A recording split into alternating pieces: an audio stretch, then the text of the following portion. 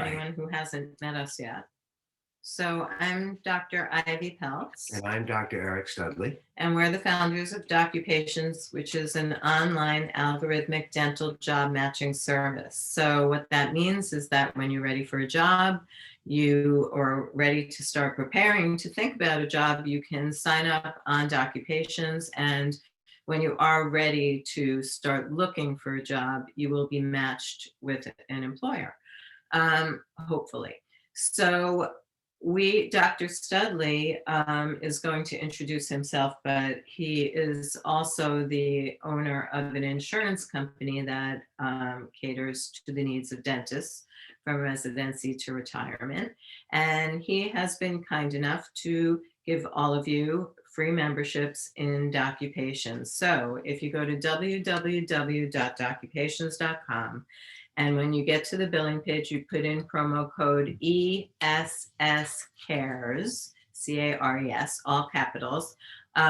You will get a free membership. And we recommend that you do that as soon as possible because as two former educators, we designed the profile with some of your needs in mind, meaning that by completing the profile page, you will also wind up with a more defined vision of what type of practitioner you want to be and where you want to practice and so on.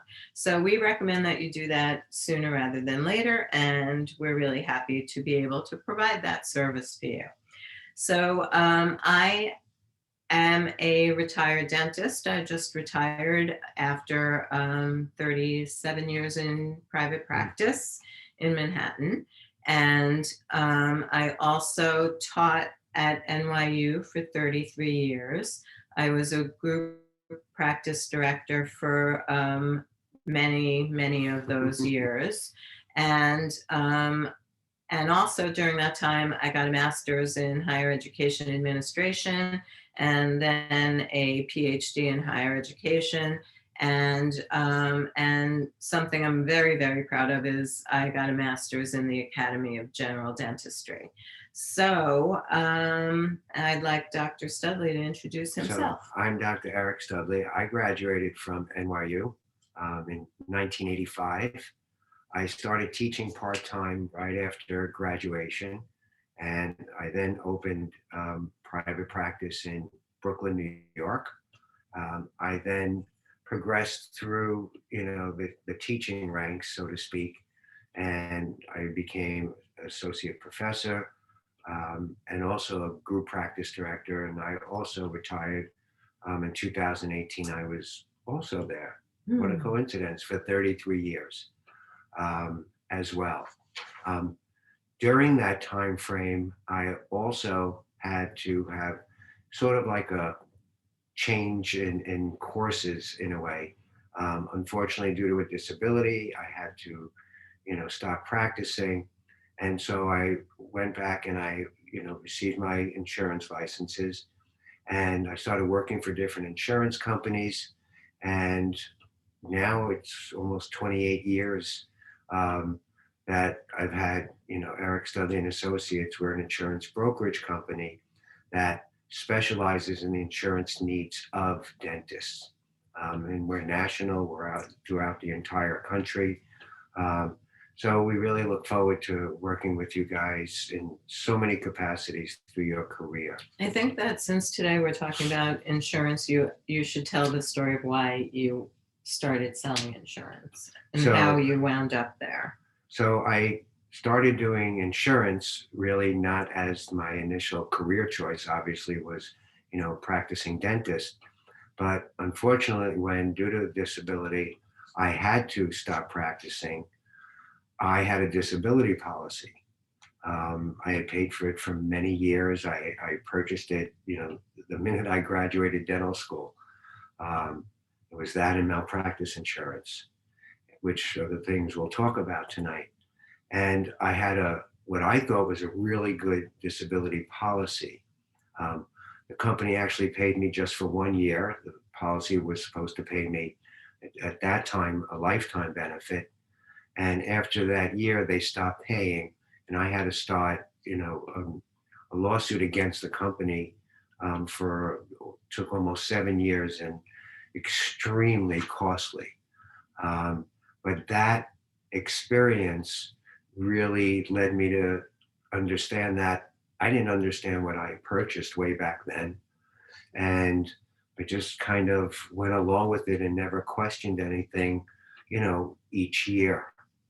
And that is really what compelled me to get into this and really just, I'd say about 99% of our insurance practice is dentists. Mm-hmm. So, that's really what has compelled me over the years. Um, Currently, I work with all different insurance companies, and we'll talk about that. Um, but I think for the last 18 years, I've been the number one disability um, person for Guardian Life Insurance Company of America and Berkshire Life Insurance Company of America for about 18 years. So I really think, bring a lot of, personal knowledge, but then also a lot of years of experience, so that's why we kind of feel this is why we should talk about this. Yes. We always have to start with the disclaimer, though, that yes, these are the views of myself and Dr. Peltz, and we always want, everybody to, do their research and really, whatever somebody says, just don't take that for granted and really search out the right people to work with, the right professional team of advisors. So that's our, opening disclaimer. Right. I mean, in this case, Dr. Studley is an expert that you would go to for exactly this kind of advice. So I don't know if this disclaimer applies so much today. But True. anyway, hopefully by now you realize that today we're talking about insurance for you guys, not insurance for your patients. Right. Because we always get a few questions about like what's the best insurance plan and things like that, which makes us think that you're asking about which insurance plans should you sign up with, for your patients, Right. in order to treat your patients. But that's not what we're talking about today at all. What we're talking about today are the insurance plans that you need to start practicing. So as Dr. Studley mentioned, we're mainly going to talk about malpractice insurance and disability insurance. And are either of them mandatory? Malpractices. Mm-hmm. Malpractice is mandatory. And disability insurance, you really should consider mandatory because you have spent a lot of money making an investment in yourself. And it may sound corny, but you need to protect that investment, which is you. So if something were to happen to you, God forbid, then you would have no means of income. And if you have student loans, obviously, aside from how would you live, there's the how would you pay back your student loans. So these become some pretty overwhelming concerns once you are on the other side of the loan situation and you have to start paying them back. And you're earning your living and there's no guaranteed income. So even if if you're an employee, of course, that's a totally different situation, but you still need disability insurance, even if you're an employee. So, So tonight, what we'll really, focus on, like what really are the most important, at least to get started in practicing. So the first is called malpractice insurance. And very generically speaking, that is the insurance, and I think that you're probably familiar with, if you get sued by a patient, that's the kind of insurance that would cover you, as long as it also doesn't include fraud or sexual harassment kind of thing. It's strictly, covers for what you do, to a patient. And that's a very, generic type of terminology. We're going to try to at least give you, because, especially if if you've been at the other presentations, we always think it's important that you learn the terminology. Um, you're never going to be an insurance expert. You're not going to be an accountant expert or an attorney, but it's kind of important to at least have an idea of, the terminology, the same way we have a terminology in dentistry that, means absolutely nothing for everybody else. So when we start to talk about malpractice insurance, and you're really good at this. So there are two different types of malpractice insurance that you can get. One is called claims made and one is called occurrence. So claims made, it means that if you, let's say that you're at a job that is holding they're covering your malpractice insurance for you, and you're there for a year, and then you leave, and that malpractice insurance does not come with you, right? So that malpractice coverage ends when the job ends. If you have a claims made policy and a patient sues you for something that was done back when you were working then after you leave, you will not be covered unless you have something called a tail. So let's just start with the claims made. That means that if the event, oh gosh, now I lost my train of thought. If the event occurred while you were covered, right? Right, while you were covered. No, let me start with occurrence. I can't believe I'm messing this up. Occurrence means that even if you are sued after you leave that job, you're covered because the event occurred. It's when it occurred that matters. With claims made, it's when the claim is made that matters. That's what it is. So now you've left the job. Somebody makes a claim about what happened when you were on the job. If you have a claims made policy, the claim is being made after you left the job. You're not covered unless you have something called a tail. A tail can cost tens of thousands of dollars. So claims made policies are usually less expensive, which is appealing. You're a new graduate, you don't want to pay a lot. Claims made, that's great, it's less, but maybe someone's not explaining to you that on the other end, you're going to have to pay for that. And maybe that's fine for you because maybe that's the right decision because then you're hoping your income will be higher. That's a good rationale for that. I'm not saying which is right or wrong, but it's important for you to understand the difference. So occurrence is as long as you were insured when the event occurred, then you're fine. Claims made, the problem is if the claim is made after you're no longer insured, you're not covered.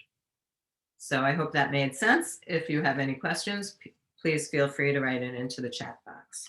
So, that's the reason why we mention that is because so often, especially once you start working, you might work somewhere that, they gave you that policy and then you leave and, you didn't purchase that. And then, unfortunately, 2 years later, you get some kind of legal letter. So it's important to understand the differences. Also, with malpractice, you'll get something that they call a limit of liability. So that means the amount of coverage that you will be covered for.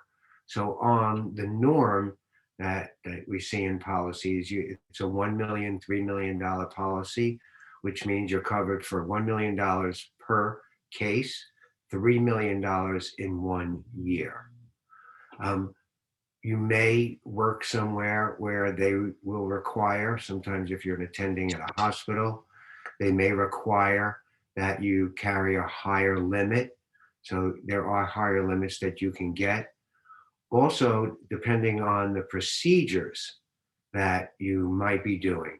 So if you are doing higher risk procedures, you're a general dentist and you're doing partial bonies, impactions, and you're placing tons of implants, you must notify your malpractice company and let them know that you are doing these things because there might be an additional cost to cover you for some of these additional types of procedures.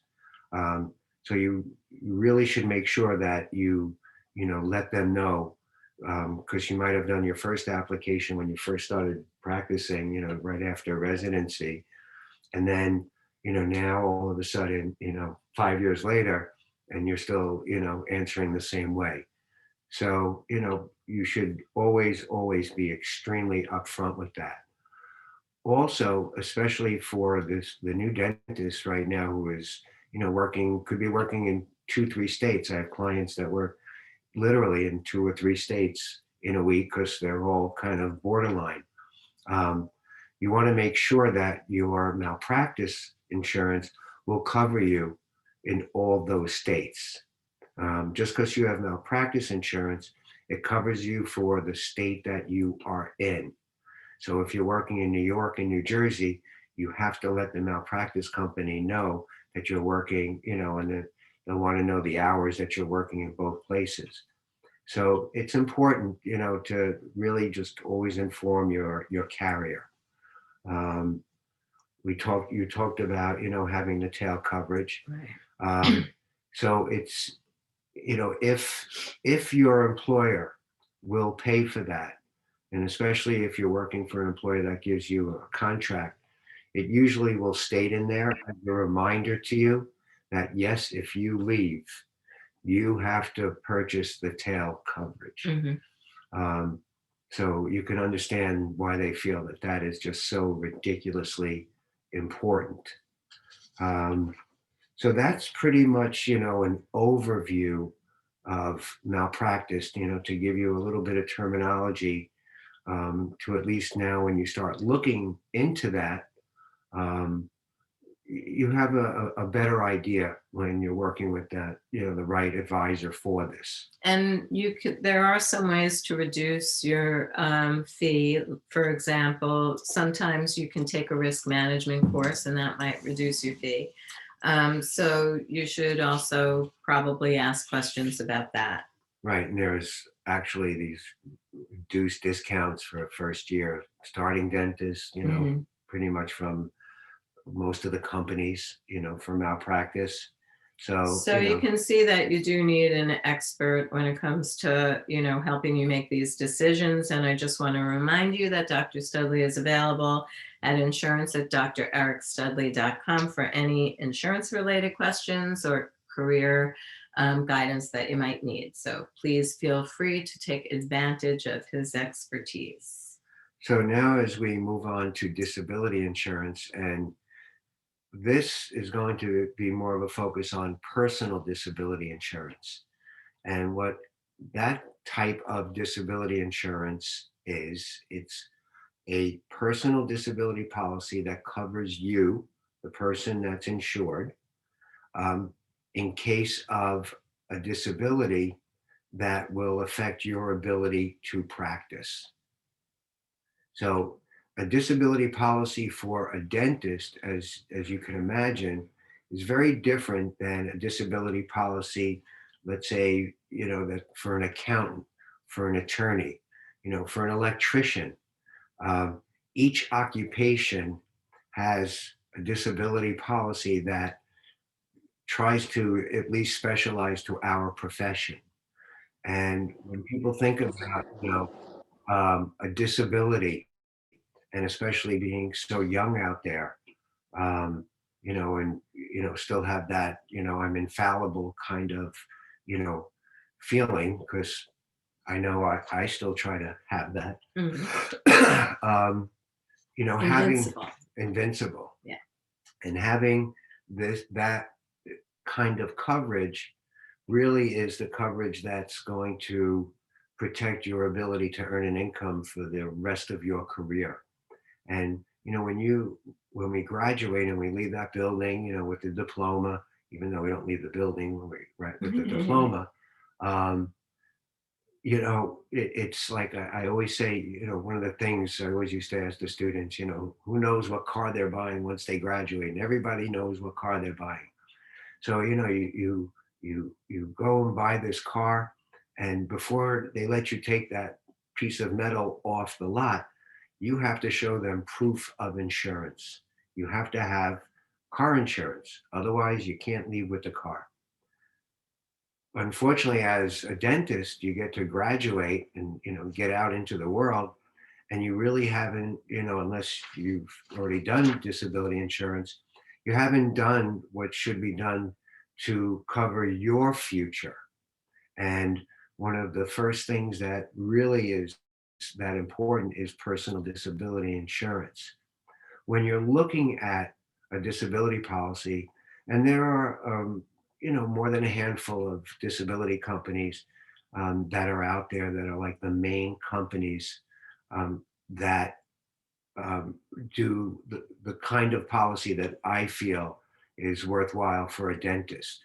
So when you're looking for a disability policy as a dentist, you want to look for a policy that has what we call own occupation.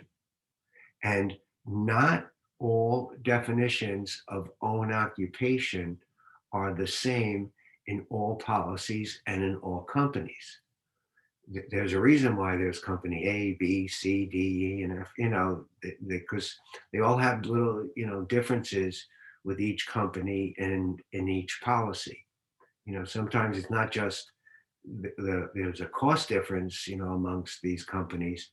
There's a reason why there's a cost difference, also because there's a difference in the benefits, um, which are actually called riders, that you can have in these policies, and I'll discuss a few.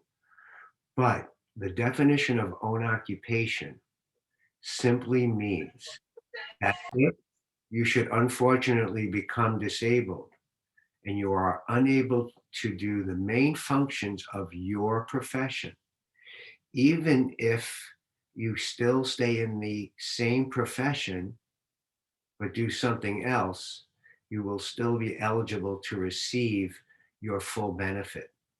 So, as an example, as a practicing dentist, if now you're unable to practice, but let's say you can teach full time, or let's say you can work as a hospital director, or let's say you have an office and now you manage the office.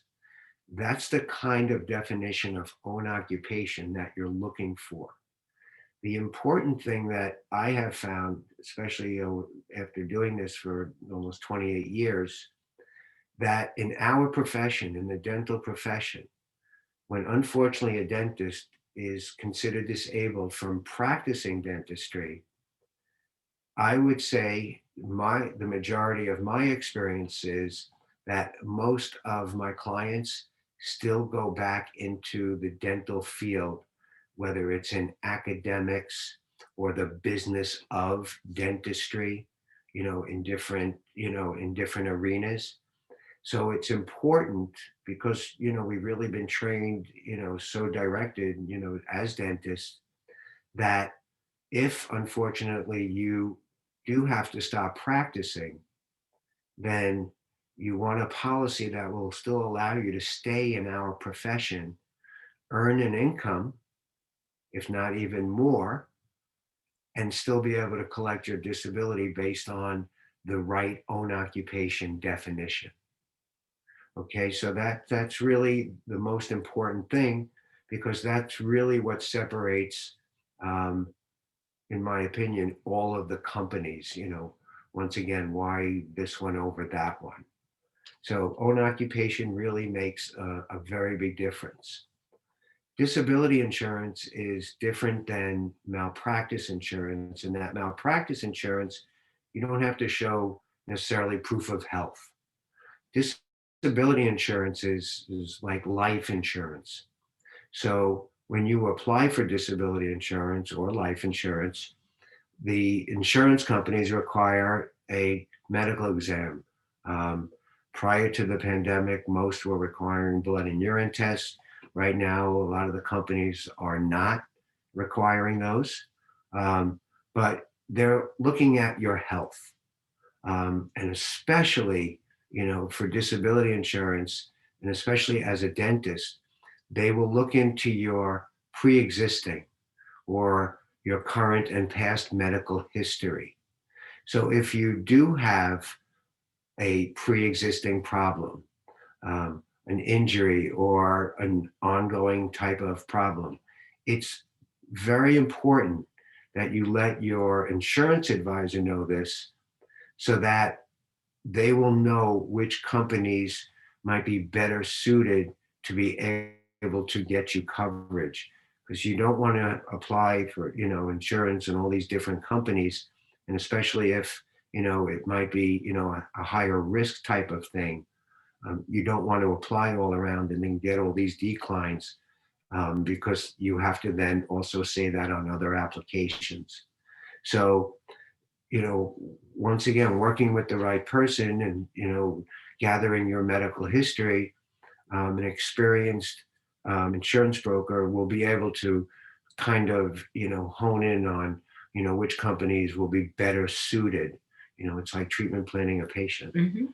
Um, so your medical history is important. Now, just because you may have a pre-existing problem does not mean that you will not, you'll be unable to get disability insurance. It really depends on so many factors. How recent was this, the treatments, and how has it been since things have been within normal limits. So the better information that you give this advisor, the better that they will be able to get you the proper coverage with the right company. Um, One of the other things that this type of disability that I'm discussing right now, this is called long-term disability. So it's the type of disability insurance that will cover you until you're 65 years old, or 67 years old, or 70 years old, depending on the company. And that would mean if unfortunately you became disabled, at a young age or any age, you would receive that benefit for that period of time. That's called the benefit period. Another common definition in a policy is called the waiting period. And that means it's the amount of time that you would have to be disabled before you get the first payment. So on average, the policies are written within 90-day, but you can get a shorter waiting period, 30 or 60. But as I said, on average, they're written at a 90-day. The shorter the waiting period, the more expensive the policy is, and also the longer the benefit period is, the more expensive the policy is. So, you when you're looking at these things, you want to see, the cost for all of these things. Um, Also, what you will find in these policies is not just long-term disability, but partial disability. And what partial disability means, or residual, which it could be written in some policies, and it means that if you have a certain percentage loss of income, even though you're still practicing, then your policy would replace lost income. All right. So the policies have what we call partial disability and um, full disability. Okay. And that's what you're looking for in a policy. Some of the other riders that you'll see in a policy will be an inflation rider. Um, some of them will have benefits that it will automatically increase itself upon itself.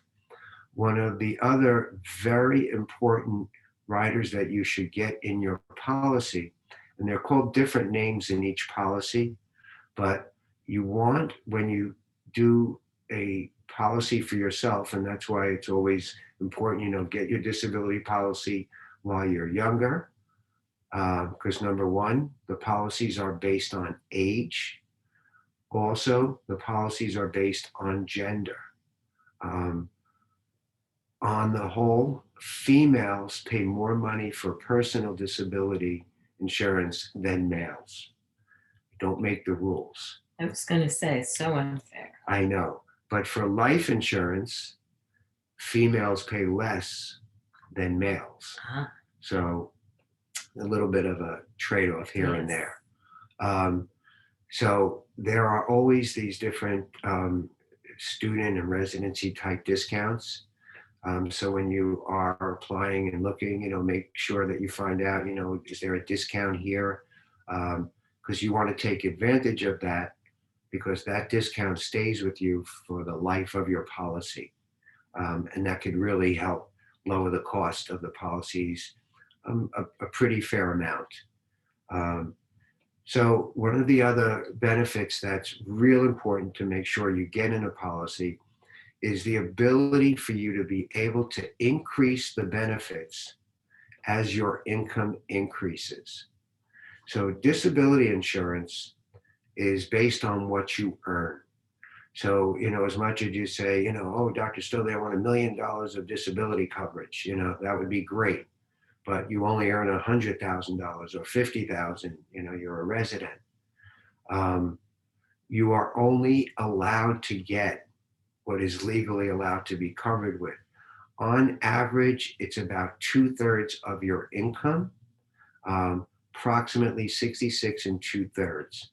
The reason why that is, the benefit that you receive from disability insurance, if you pay for your cost of disability insurance with what we call after-tax dollars. So that means, for example, you pay for your malpractice insurance, that's a business deduction. You get to write that off, okay, as a business expense. If you pay for your disability insurance and use that as a business expense, then if unfortunately you become disabled and have to receive the benefit, then the IRS will tax the benefit. So in terms that you might hear, if you pay for your disability with pre-tax dollars and have to receive the benefit, you will have to pay tax on your benefit, not to the insurance company. You'll have to pay tax to the IRS. On the flip side, which I always recommend, if you do not deduct the cost of your personal disability insurance as a business expense, and you pay for it with what your accountant will call after-tax dollars, then if you have to receive that benefit, you will receive that benefit tax-free. So it's always my recommendation that you want to pay taxes while you're healthy. And unfortunately, if you have to receive the benefit, you really do not want to have to lose, 25% or more to tax on that, especially when, most likely you need it the most. So you want the ability to be able to increase this policy once you have your policy as your income goes up. And some of the companies, you might be able to do it once every year. Some of the companies every 2 years, some every 3 years. But the important thing of that is that if you have your disability policy and you have the ability to raise your benefits without having to re-qualify medically, and usually these policies are up to a certain amount, you want to make sure you have that, because that once again will ensure your ability to increase, even if you had this policy and years go by and now you hurt your shoulder, but you're still working, everything's fine, but you went to the orthopedist, you have this ability to increase without the medical, you are able to. If you had to reapply for a new policy, now the new company is not going to cover your current problem. So, it's... And your age is higher, right. So your premium is already right. automatically right. higher. The older you are, the more expensive these policies are. Right.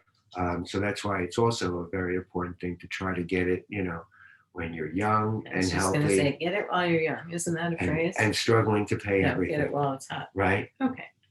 So so we talked about, also having the pre-existing. You also want to make sure that with a disability policy, your personal disability insurance, that the policy is what we call non-cancelable and guaranteed renewable.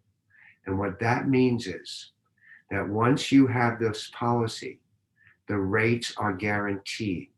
That's important because if the policy is not guaranteed renewable, then more chances than not, those rates are going to constantly go up. So you want to make sure that those rates are guaranteed. And the rates are also guaranteed even if you have to go on claim. And let's say you get paid for a while, and now, fortunately, you're able to go back to work, your original rate of your policy still stays in force. The company cannot raise your rate for putting in a claim. And that's always a big thing, with any insurance. The other another important factor is that the policy is non-cancelable. And that means that once you have this policy, unless you've committed this egregious fraud, um, and you pay your premiums, the insurance company cannot cancel you.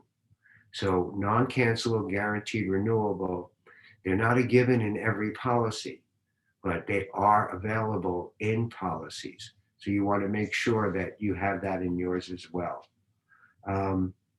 Another type of disability insurance that is important for students and new grads is disability insurance on your student loan. Because I get questioned so often, well, if I'm disabled, I'm not going to have to pay back my student loans. And the answer is no, you would still have to pay them back. They might give you some forgiveness, some forbearance, but that'll come with all the interest building up while you're not paying. But then eventually you're going to have to, and it's going to be more than it was initially. So there are some of the disability companies out there that actually, in addition to your personal disability, will offer you a disability policy on your student loan payments. During most of the companies, you'll see a $2,000 a month, even though for some of the schools that we're talking to, a $2,000 a month, student loan. But they will cover, on top of your personal disability, $2,000 a month student loan coverage for 15 years. And that would mean if, unfortunately, you become disabled, then not only would you collect your personal disability insurance, but $2,000 a month for the next 15 years would go towards paying off your student loans. That's something that's sort of new in a lot of the companies. Some have had it for a while, and it's just another way to really protect, your investment as far as that goes in there. So at this point, I'd like you all to go to the chat box. First of all, we have a couple of messages in there that I hope you'll check out. For example, for those of you who showed up a little late, we are sponsoring you, Dr. Studley, actually, Eric Studley and Associates, Inc., is sponsoring you for memberships in Doccupations, which is an online algorithmic dental job matching service. And the promo code is in there, and also the contact info to reach Dr. Studley is in there. We hope you'll be reaching out to him with your questions and so on. But right now, what we want you to do is fill out the form in the link that is about to appear in the chat. Oh, it's there. And you'll get a $5 Starbucks gift card from us for being here today. So we really enjoy presenting to you, and we hope that we help with these topics. And we're glad you're here, and we want to encourage you to come back. So there you have it. So as we just get to the last topic for the last couple of minutes, because I get a lot of questions also about this, why do I need life insurance right now? I'm not married. I'm I don't have any children. I don't have, any of these kinds of things. And life insurance is, what everybody always thinks. So you kind of have to, die, and that's how they're going to get the money. But life insurance will be very handy for you, especially a year or two out of dental school. And now you're looking to get a loan on a practice. And you could use life insurance because the bank will say, well, you're taking out $1 million or you're taking out $500,000. We need some kind of guarantee that if you're not around to still pay this loan off, how are we going to get paid? and you could simply use life insurance. Very simply, the types of life insurance that are out there, it's called a term insurance, and the other is called a permanent insurance. Term insurance, like the word says, it's for a term. So you will see it'll cover you for, I'm sure you see these commercials on TV, a 1 year term, 5 year term, 20, 25, 30. There's companies, some of them are doing a 40-year term. Um, Term insurance, though, ends at a certain term, and then you wouldn't have coverage past that. So if you had 30-year term, now you're 65, you took it out when you were 35, unless you keep paying somehow, these astronomical costs, the term insurance basically will stop. On the other side, that's permanent insurance, and that type of insurance goes on, until forever. And it has so many other things that are in there, that it's really, we could spend a whole presentation doing that. I'd like to focus more on, especially who we're speaking with now, about using term insurance, simply because it's inexpensive. It really does a lot of things. Like I said, you're able to use it as collateral a year or two later when you're going to take out that next loan, and you will. Or you buy a house and the bank says, they want that life insurance, up against, to cover the mortgage if something should happen. So like disability insurance, term insurance based on age, and also, the younger you are, the less expensive it is. So there are reasons. And, once again, if you have these student loans and someone else as well as yourself are responsible for making those payments, if something should happen, it's another way of inexpensively ensuring that your student loans would be covered. So that's the most that I'm going to get into on life insurance. And I think that if we keep talking more about insurance. Well, one other thing I do want to mention, that when you graduate, you are going to need health insurance because you've probably been covered under a student plan up until now.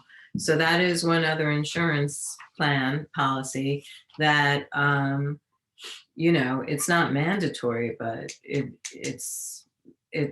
sort of is actually, I think now. Right. So, if you're doing a residency, you'll be able to get health insurance through there. If you're working for a big employer and they have health insurance benefits. But otherwise, you might need to go to like the ADA, hopefully you'll become a member of, you'll support organized dentistry. So there's the ADA, there's the Academy of General Dentistry. And they have some group policies, because to get insurance as an individual is extremely expensive. Right? Yes. So that's why also just knowing how much health insurance will cost you when you get a job offer and they say, oh, we're going to include health insurance, so you might not have that big, chunk in your paycheck, but, in some states, health insurance could be $500 a month. So if you get an employer that's, covering you for that, if you had to pay $6,000, you probably have to make almost $9,000 to be able to pay $6,000 right after taxes. So